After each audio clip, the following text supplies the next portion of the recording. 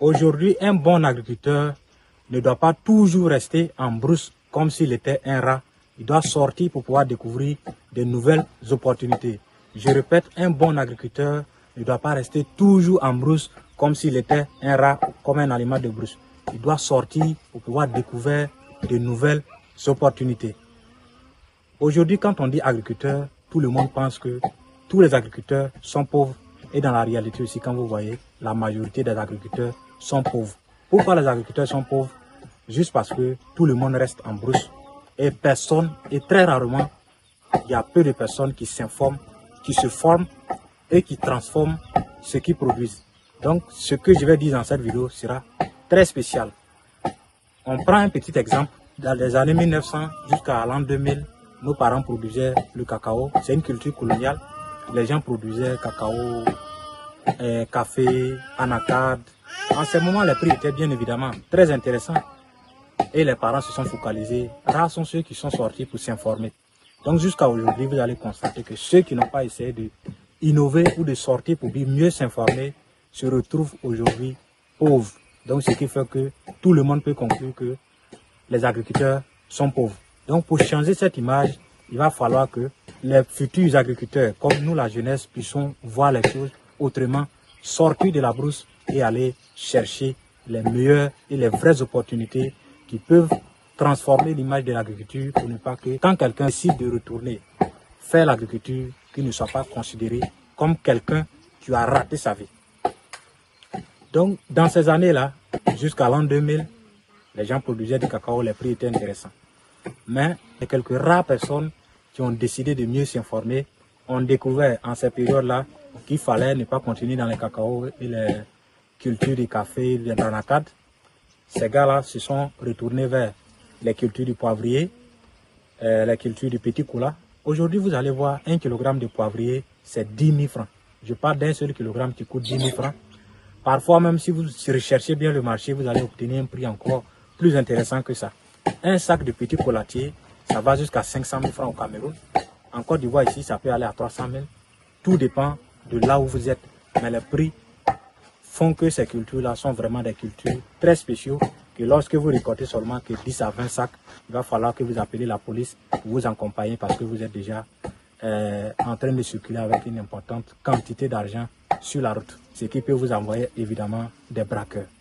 Donc ce que je vais dire aujourd'hui, essayez de sortir de vos plantations et apprendre de nouvelles compétences et puis voir ce que les autres n'ont pas encore vu parce que si vous êtes là où tout le monde est dedans, vous allez aussi être comme tout le monde. Donc si dans ce que tu es en train de faire, tout le monde est pauvre, n'essaie pas de continuer dedans, essaie de mieux innover. Même si tu veux continuer dedans, sors au moins de ta plantation pour aller faire des recherches. Aujourd'hui, beaucoup de personnes font la production maraîchère. Les gens disent que c'est difficile de trouver des acheteurs. C'est difficile de trouver des acheteurs juste parce que vous êtes resté en brousse. Il faut sortir, il faut s'approcher du marché, il faut aller mieux s'informer auprès de ceux qui en veulent, jusqu'à ce que ce soit sur le marché local ou pour exporter. Si vous recherchez bien, vous allez trouver parce que dans notre jargon africain, on dit toujours que qui cherche, trouve. Parce que parfois, tu peux dire que cette chose n'existe pas. C'est pas possible de faire telle chose parce que tu es dans un endroit qui te fait croire que ce n'est pas possible. Donc, il faut sortir pour apprendre et tu sauras vraiment que ça existe. Si je vous dis tout à l'heure qu'on peut planter une plante, un arbre fruitier aujourd'hui, et puis dans 6 mois plus tard, on va récolter les fruits, vous allez me dire que c'est impossible. Pourtant, ça existe. On appelle ça le marcottage. Après, vous allez faire des recherches et puis vous allez voir. Si j'ai eu le temps aussi, je vais vous faire une vidéo là-dessus. C'est un exemple juste pour vous montrer que aujourd'hui, celui qui cherche peut trouver. Aujourd'hui, c'est que nous, les jeunes de l'agriculture, l'avenir de l'agriculture, ce que nous devons faire aujourd'hui, c'est de faire des recherches, sortir pour rencontrer des gens qui sont nos devanciers, nos voisins, des personnes qui sont aussi dans le même secteur que nous, des gens qui sont peut-être dans la transformation, aller se former, rencontrer des gens, sortir, aller dans le marché, sillonner et chercher des contrats, des choses très intéressantes qui peuvent nous permettre d'avoir l'esprit ouvert et de voir les choses à l'avance avant que les autres ne le voient parce que ce que tu vas faire et que tout le monde ne fait pas, c'est dans ça que tu vas gagner beaucoup plus, surtout si la chose aussi est demandée. Même si la chose n'est pas demandée, c'est parce que tu n'as pas encore cherché, que tu n'as pas encore trouvé, parce que tout ce qui est rare est toujours demandé. Vous dites que les prix ne sont pas bons parce que vous ne cherchez pas à aller dans le marché, à chercher à comprendre les conditions et comment obtenir les marchés sur lesquels on peut obtenir les meilleurs prix afin d'être le plus maximum rentable. Tout le monde est limité dans le champ, donc il faut que vous appreniez à sortir de la plantation et puis aller faire des recherches pour pouvoir obtenir des bonnes choses. Mais une chose à savoir, tout ce qui est opportunité dans le domaine agricole que vous allez sortir, peu importe là où vous allez, pour pouvoir obtenir la bonne information, il faut être prêt à payer. Parce que moi, je sais combien j'ai payé pour apprendre certaines compétences que peut-être je partage parfois avec vous, que d'autres aussi que je n'ai pas encore partagées sur les réseaux sociaux. Rien n'est gratuit. Gardez ça toujours en esprit avant de sortir pour aller faire des recherches. Voilà, un petit billet de 500 francs ou de 1000 francs peut vous faire pousser à atteindre un billet de 10 000. Donc, ça reste toujours rentable. Donc, c'est ce que je voulais vous partager.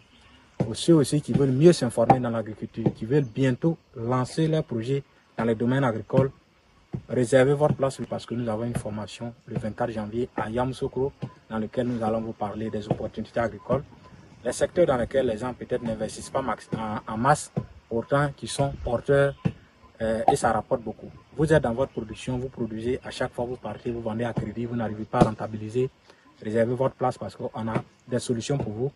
Ceux aussi qui n'arrivent pas à récolter les cultures comme piment, aubergine et gombo pendant longtemps, nous allons vous apprendre à aller au-delà du cycle normal pour que vous puissiez maximiser vos gains et aussi on va vous partager des choses qu'on ne peut pas dire sur Internet ici.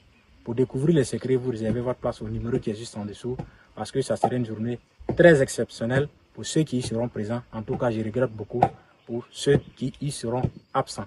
Donc, c'est ce que je voulais vous partager. 60 ans dans le cerveau, 20 ans dans le corps. Bisous.